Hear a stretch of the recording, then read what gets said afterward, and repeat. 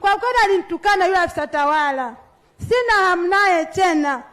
Yaani mkuu wa wilaya anamfahamu yule afisa tawala. Tena yupo hapa hapa nimemwona. Alinitukana sana.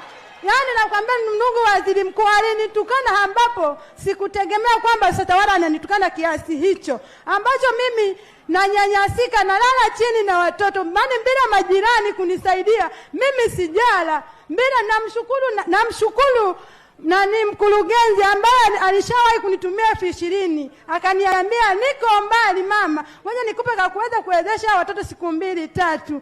Lakini pengine pote nimepita waziri mkuu, ninachopokea ni mabango ananiambia kwamba kwani una cheti cha ndoa. Hivi waziri mkuu unapokaa na mtu miaka 8 sio mke?